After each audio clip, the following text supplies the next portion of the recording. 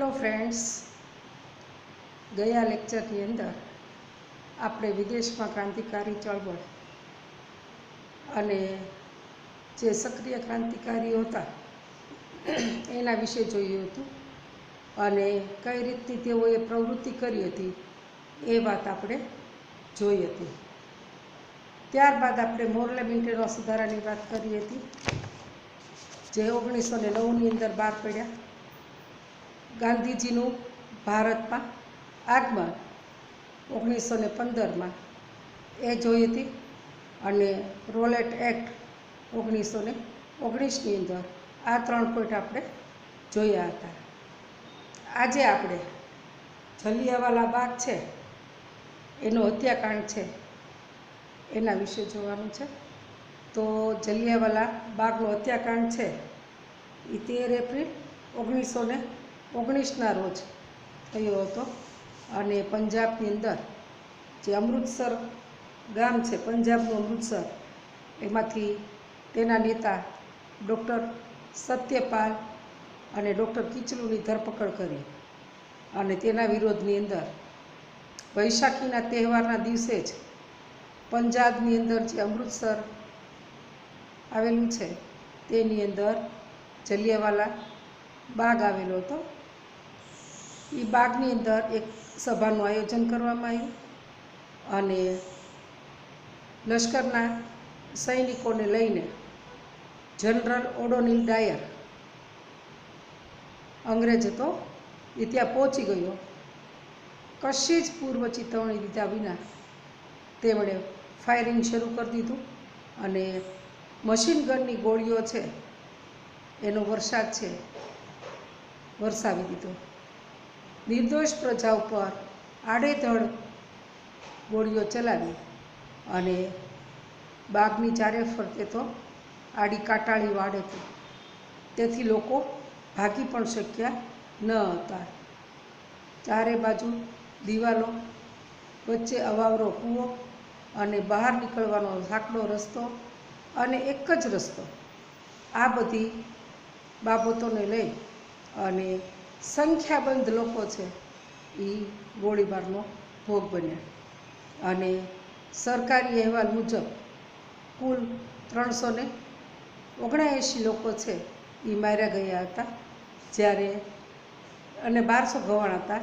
જ્યારે કોંગ્રેસે સમિતિ નિમી હતી, તપાસ સમિતિ, એની અંદર 1000 માણસો મૃત્યુ પામ્યા હતા અને બ્રિટિશ સરકાર વતી તપાસ કરનાર હન્ટર કમિશને જનરલ ડાયરનો જૂઠો બચાવ કર્યો હતો અને અજાણતા થયેલી ભૂલ છે, પ્રામાણિકતાથી થયેલી ભૂલ છે એને ક્ષમ્ય ગણી લેવાની વાત તેમણે કરી.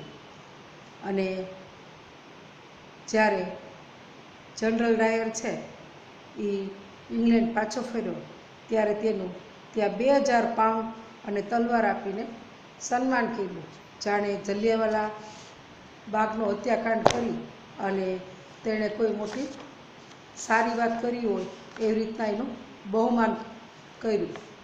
આ વાતથી હિન્દની પ્રજાને જબરદસ્ત આઘાત લાગ્યો. આટલું હિચકારી કૃત્ય કર્યા પછી પણ એનું સન્માન, આ તો ક્યાંની વાત કહેવાય. એટલા માટે થઈ અને ખૂબ આપણને આઘાત લાગ્યો બધા હિન્દીઓને. અને આવા અમાનવીય હત્યાકાંડ પછી ગાંધીજી છે એનો અંગ્રેજો પ્રત્યે રહેલો રેડોખેડો વિશ્વાસ છે એ શ્રદ્ધા પણ ડગી ગઈ, વિશ્વાસ ઉઠી ગયો અને આ જલિયાવાલા બાગનો હત્યાકાંડ છે એણે ભારતની એકતા સ્થાપવામાં ખૂબ મહત્ત્વનો ભાગ ભજવ્યો અને અસહકારની ભાવિ આંદોલનની ભૂમિકા પણ આ હત્યાકાંડની અંદર જ તે સમાયેલી છે. હવે જોઈએ ખિલાફત ચળવળ. તો પ્રથમ વિશ્વયુદ્ધ દરમિયાન તુર્કી છે એ જર્મનીની સાથે જોડાયું. પ્રથમ વિશ્વયુદ્ધ થયું ત્યારે તુર્કી છે એ જર્મનીના પક્ષે જોડાયું. તેથી ઇંગ્લેન્ડના વિજય પછી તેની સાથે જે સંધિ કરવામાં આવી હતી તેની શરતો અત્યંત કડક અને અન્યાયી હતી.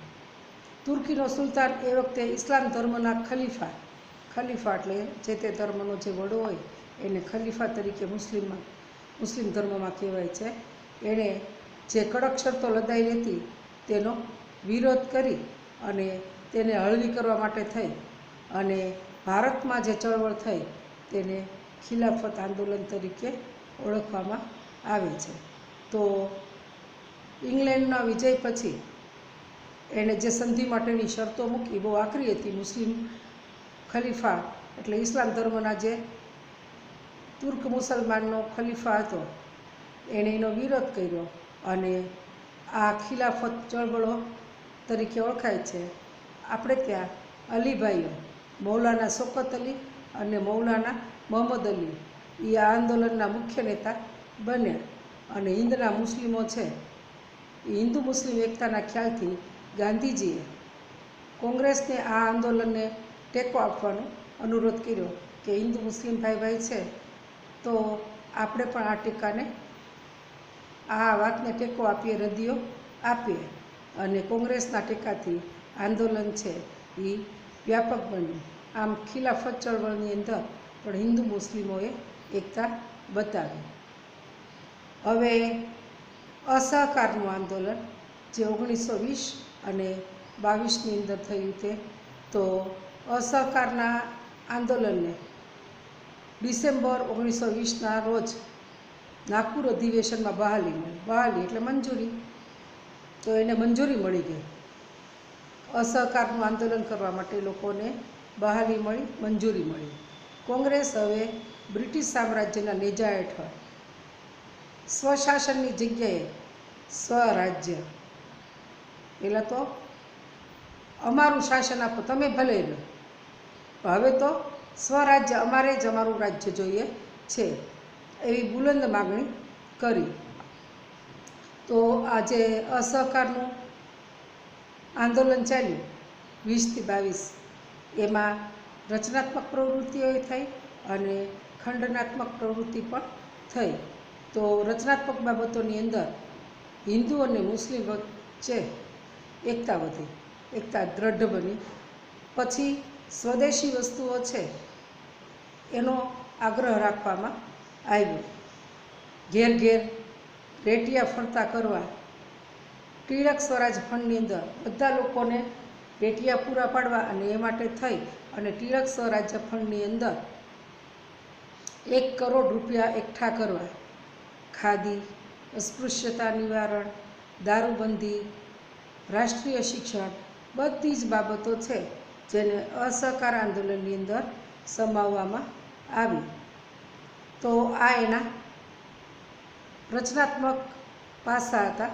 હવે ક્યાં હતા? હિન્દુ મુસ્લિમ એકતા, સ્વદેશી વસ્તુઓ અપનાવી, ઘરે ઘરે રેટિયો કરવો, એ માટે ટિળક સ્વરાજ ફંડનો 1 કરોડ રૂપિયા એકઠા કરવા, ખાદી અપનાવો, અસ્પૃશ્યતાને દૂર કરો, દારૂબંધી અને રાષ્ટ્રીય શિક્ષણ લો. આ બધી રચનાત્મક બાબતો હતી અસહકાર આંદોલનની. તો સામે ખંડનાત્મક પાસું, જેને નેગેટિવ પોઈન્ટ આપણે કહીએ, એ પણ હતો.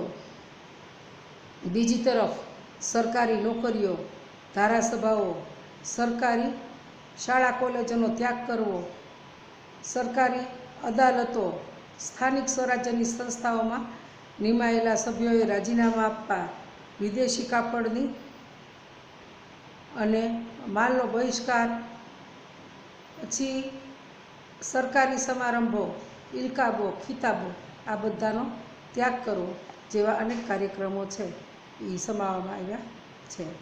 મિત્રો, સૌથી દુઃખદ બાબત એ છે, આપણે કદાચ ખબર ન હોય પણ જે લોકો છે કે એક બાજુ સરકારી નોકરીઓ, ધારાસભા, શાળા કોલેજનો બધાનો ત્યાગ કરવો, સરકારી અદાલતો એ બધું તો ઠીક, પણ ખિતાબો, ઇલકાબોનો ત્યાગ કરવો અને સ્વરાજ સંસ્થાઓની અંદર નિમાયેલા સભ્યોએ ત્યાગ કરવો.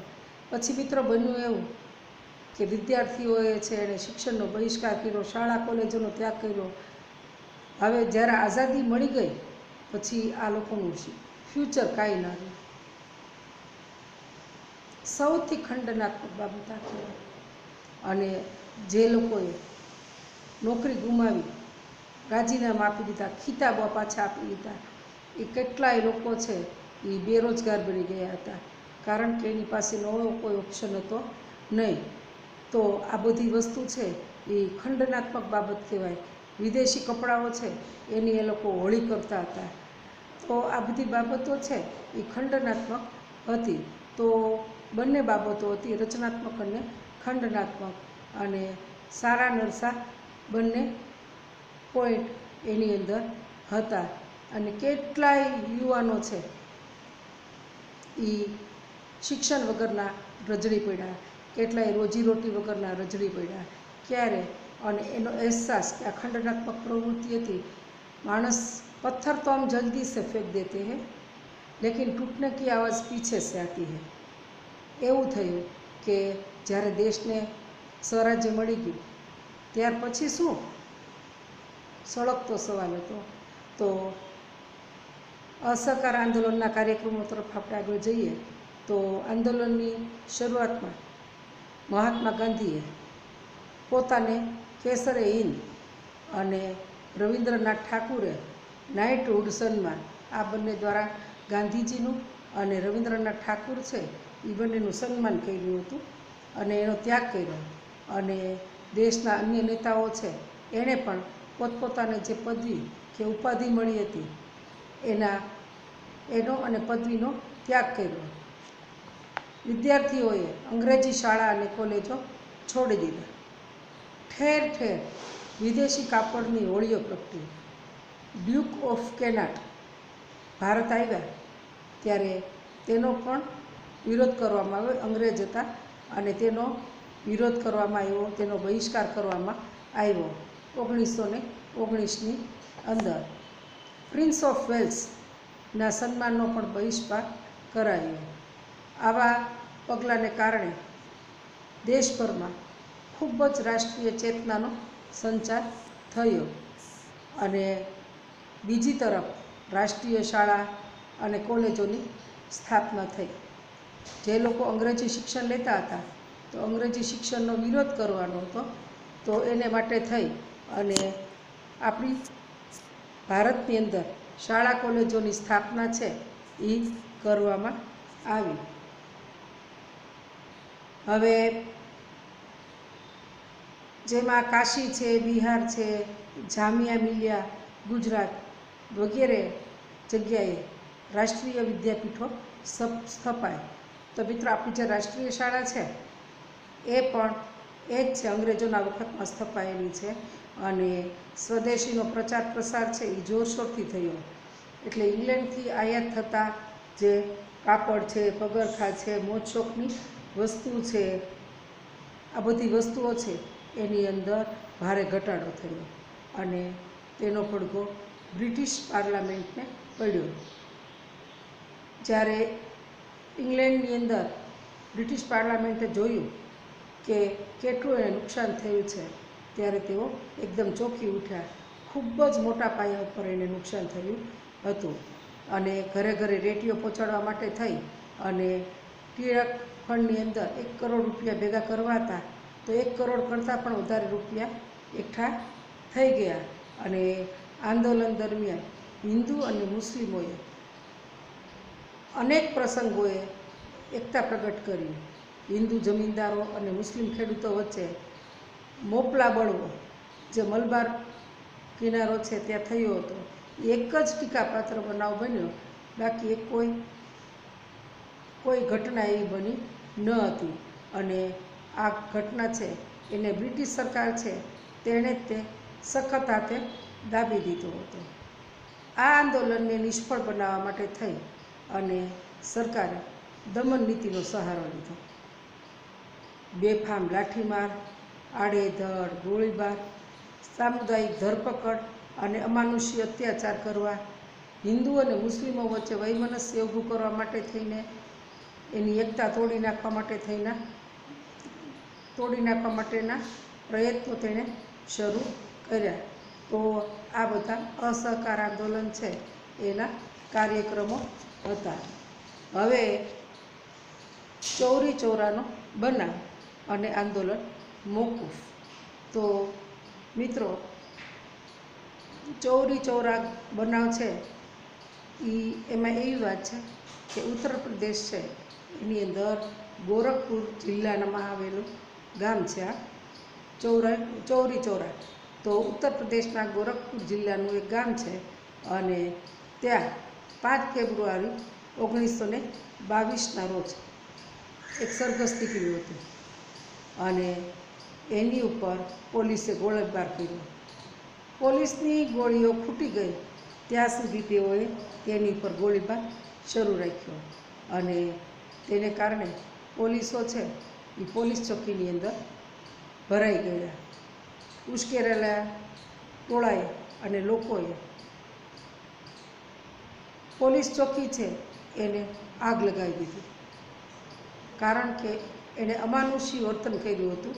તેથી લોકો ગુસ્સે ભરાણા, રોષે ભરાણા અને એણે આખા પોલીસ થાણું છે એને જ તે આગ લગાવી દીધી, જેમાં 21 પોલીસો છે એ મૃત્યુ પામ્યા. અને આ હિંસક બનાવના સમાચાર મળતા જ ગાંધીજીએ જણાવ્યું કે અહિંસાનું મૂલ્ય નહીં સમજનાર લોકોના હાથમાં સત્યાગ્રહનું શસ્ત્ર મૂકી મેં હિમાલય જેવી મોટી ભૂલ કરી છે કે મેં જે અહિંસાનું આંદોલન ચલાવવાનું હતું એમાં હિંસાને કોઈ સ્થાન નહોતું. તો આ લોકો હિંસાનું મૂલ્ય સમજી શકતા નથી. તો અહિંસાનું મૂલ્ય નહીં સમજનાર લોકોના હાથની અંદર મેં સત્યાગ્રહનું શસ્ત્ર મૂકી અને નાની સૂની નહીં પણ હિમાલય જેવડી મોટી ભૂલ કરી છે એવું કહી અને એણે અસહકારનું આંદોલન છે એ તાત્કાલિક પાછું ખેંચી લેવાનો નિર્ણય કર્યો અને જાહેરાત પણ કરી દીધી. હવે અસહકારનું આંદોલન છે એનું મહત્ત્વ અને તેની અસરો જોઈએ મિત્રો. તો અસહકારનું આંદોલન છે એણે પોતાનો હેતુ પ્રાપ્ત કરવામાં તેને સફળતા મળી નહીં, પણ એનું નકારાત્મક અને રચનાત્મક કાર્યક્રમો દ્વારા લોકો છે એ પોતાના અધિકારો માટે થઈ અને સભાન બન્યા. સરકાર તરફ વિરોધી વાતાવરણ એટલી હદે સર્જાણું અને સરકારને સમજાવવા માંડ્યું કે હવે આપણા વળતા પાણી છે. તો લોકોમાં અન્યાય વિરુદ્ધ લડત આપવાની પ્રબળ ભાવના જાગી કે આવો ખોટો અન્યાય કરનાર વ્યક્તિ છે એનો પ્રતિકાર કરવો જ જોઈએ. એટલે એ ભાવના પ્રબળ બની અને ભારતના બધા જ વર્ગોની અંદર રાજકીય જાગૃતિ આવી. સ્વરાજ્ય માટેની તેમની શ્રદ્ધા છે એ અડગ બની કે હવે તો અમે સ્વરાજ લઈને જ રહીશું. તો લોકોમાંથી જે લાઠી, દંડ અને જેલનો ભય હતો એ પણ દૂર થયો. યુવાનો અને સ્ત્રીઓ પણ રાષ્ટ્ર સેવા માટે થઈને આગળ આવ્યા અને કોંગ્રેસ લોકોની સંસ્થા બની, સમગ્ર દેશની સંસ્થા બની અને દેશમાં રાષ્ટ્રીય શિક્ષણ આપતી શાળાઓ છે એ શરૂ કરવામાં આવી. અંગ્રેજીના સ્થાને હિન્દી ભાષાને મહત્ત્વ મળ્યું અને જે રાષ્ટ્રીય આંદોલન અત્યાર સુધી શહેરો અને નગરો પૂરતું જ મર્યાદિત હતું કે બુદ્ધિજીવી પૂરતું જ લિમિટેડ હતું, સીમિત હતું, લિમિટેડ હતું, એ ગામડે ગામડે અને સામાન્ય માણસો સુધી પહોંચી ગયું. આમ સામાન્ય જનતા સુધી જાગૃતિ આવી. આ સૌથી મોટામાં મોટો મહત્ત્વની અસર કહેવાય. અને ત્યાર પછીનો પક્ષ છે સ્વરાજ્ય પક્ષ. તો મિત્રો, લોકોમાં આવેલી રાજકીય જાગૃતિને ટકાવી રાખવાના હેતુથી અસહકારની લડત છે એ મોકૂફી બાદ ચિત્તરંજનદાસ મુનશી અને મોતીલાલ નહેરુ એ બંનેએ સ્વરાજ્ય પક્ષની સ્થાપના કરી અને તેમનો હેતુ ધારાસભામાં પ્રવેશી અને સરકારની અયોગ્ય નીતિનો વિરોધ કરવો. વિરોધ પક્ષ તરીકે અંગ્રેજો સામે કોઈ હતું નહીં મિત્રો. એટલે આ લોકોએ અલગ પક્ષની સ્થાપના કરી અને ક્યાં સુધી પહોંચી જવું? ધારાસભા સુધી પહોંચી અને પછી જે એની અન્યાયી બાબતો લાગી એનો વિરોધ કરવો એવું નક્કી કરવામાં આવ્યું. અને સ્વરાજ પક્ષના સ્થાપકોએ ગાંધીજીના જે લીધેલા કાર્યક્રમો હતા એને સાથે જ રાખ્યા એમાં ગાંધીજીએ આપેલી અસ્પૃશ્યતા નિવારણ, હિન્દુ મુસ્લિમ એકતા, રેટિયાને ઘર ઘર સુધી પહોંચાડવો, એને ફરતો કરવો, ખાદી, નશાબંધી, આ બધા જ રચનાત્મક કાર્યક્રમો છે એનો સ્વરાજ પક્ષે સ્વીકાર કર્યો અને નવેમ્બર 1923માં ધારાસભાની જે ચૂંટણી લડાણી એની અંદર સ્વરાજ પક્ષે ઝૂકાયું અને કેન્દ્રીય ધારાસભા છે એ કેટલાક પ્રાંતોની ધારાસભાઓમાં સ્વરાજ પક્ષના ઉમેદવારો ચૂંટાઈ આવતા એને એકદમ સ્પષ્ટ બહુમતી મળી અને બધી જ જગ્યાએ જે સ્વરાજ પક્ષના નેતા છે એની બોલબાલા રહી અને તેઓ સરકારની અંદર સ્પષ્ટ બહુમતીથી પ્રવેશ કર્યો. બંગાળમાં પ્રાંતમાં એને જોઈએ એવી સફળતા મળી નહીં, તેમ છતાંય તે અન્ય જગ્યાએ જે સફળતા મળી તેને કારણે સ્વરાજ પક્ષ છે એક મોટા અને મજબૂત પક્ષ તરીકે બહાર આવ્યો અને સ્થાન મેળવી શક્યો. કેન્દ્રીય ધારાસભામાં પક્ષના નેતા તરીકે મોતીલાલ નહેરુ અને બંગાળના પ્રાંતની અંદર ચિત્તરંજન દાસ મહેતા એની વરણી થઈ. સ્વરાજ પક્ષે સરકારી અંદાજપત્રો અને ખરડાઓને નામંજૂર કરી, સરકારી અન્યાયી નીતિ રીતિનો વિરોધ કર્યો અને પ્રજાના પ્રશ્નો તરફ સરકારને ધ્યાન દોરવાની ફરજ પાડી કે તમે તમારી જ હાંકશો એ નહીં ચાલે, હવે અંદર અમે પ્રવેશ કર્યો છે, તમારે અમારી પણ સાંભળવી પડશે અને સરકારને ધ્યાન આપવું પણ પડ્યું અને સ્વરાજ પક્ષની કામગીરીને કારણે જ સરકારને સાયમન કમિશનની સ્થાપના કરવી પડી અને એ પણ 2 વર્ષ વહેલું નીમવું પડ્યું. ધારાસભામાં સ્વરાજ્ય પક્ષે શિસ્તબદ્ધ કામગીરી બજાવી. ઊંચી સંસદીય પ્રણાલિકા હોવાને કારણે ભારતના લોકોમાં લોકશાહી પદ્ધતિ અને બંધારણીય રીતે શાસન ચલાવવાની ક્ષમતા છે એ વાત અંગ્રેજોને સમજાઈ ગઈ. તેમણે અંગ્રેજોને સાબિત કરી બતાવ્યું કે અમે લોકોએ તે લોકશાહી ચલાવી શકીએ એમ છીએ અને બંધારણીય રીતે શાસન ચલાવવાની ક્ષમતા અમારામાં પણ છે અને અંગ્રેજો છે તેઓ પણ સમજી ગયા અને આવી સુંદર કામગીરીને પરિણામે હિન્દનો શિક્ષિત વર્ગ છે એ સ્વરાજ્ય પક્ષ તરફ આકર્ષાયો અને લોકોમાં રાષ્ટ્રીય જાગૃતિનો પુનઃ સંચાર થયો. જે અસહકાર આંદોલન છે એનું મોકીફ દરમિયાન જે અધૂરું રહી ગયું હતું એ કામ સ્વરાજ પક્ષે આગળ ધપાયું. પાછી લોકોમાં રાષ્ટ્રીય જાગૃતિ ઉત્પન્ન કરી અને પુનઃ સંચાર થયો. સ્વરાજ પ્રાપ્તિને વધુ નજીક લાવવામાં આ પક્ષે ખૂબ મહત્ત્વનો ભાગ ભજવ્યો છે અને એ સઘળી બાબતોમાં તેનું મહત્ત્વ અને મૂલ્ય ઘણું ઊંચું આપી શકાય.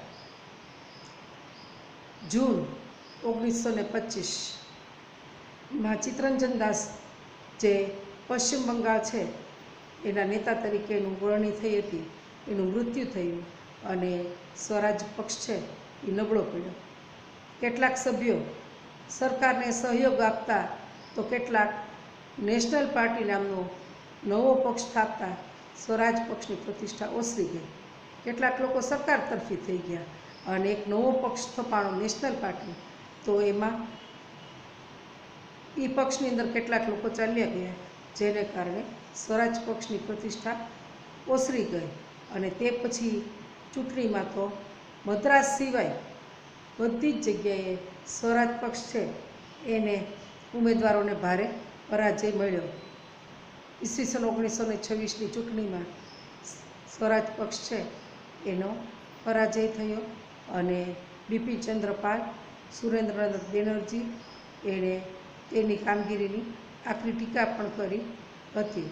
તો મિત્રો, આ સાથે ચોથો પાઠ છે એ પૂરો થાય છે અને જે પરીક્ષા છે એની અંદર મેં તમને પહેલાં જ કહ્યું હતું કે પહેલો અને ચોથો પાઠ છે એ બંને લઈ લઈએ છીએ, કારણ કે 4-5 પાઠ કરવા 25 માર્ક માટે બહુ વધારે પડતું થઈ જાય. 2 પાઠ કરજો, સરસ રીતે કરી નાખજો એટલે મારા કોર્સની વાત કરું તો પહેલો પાઠ અને ચોથો પાઠ આ બે તમારે કરવાના રહેશે, જેની નોંધ લેજો. અને પહેલો પાઠ તો તમારે સરસ રીતે થઈ જ ગયો છે. હવે આ ચોથો પાઠ છે એના ફોટા તમને મોકલી દઈશ, એટલે એ કરી લેજો. સારામાં સારી રીતે તૈયારી કરજો એવી અપેક્ષા રાખું છું. તો અહીંયા સુધી રાખીએ છીએ. રજા લઉં છું. આવજો. બાય.